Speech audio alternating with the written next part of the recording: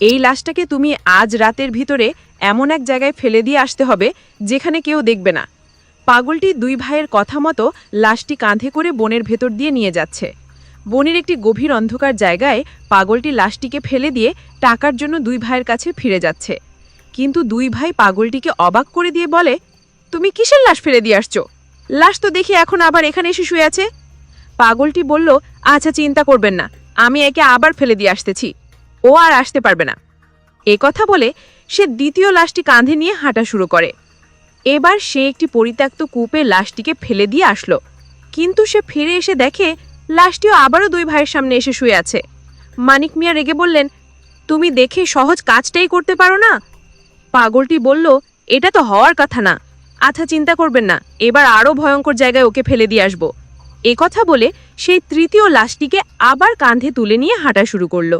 সে এবার লাশটিকে একটি ম্যানহোলের ঢাকনা খুলে ভিতরে ফেলে দিয়ে আবার ফেরত আসলো।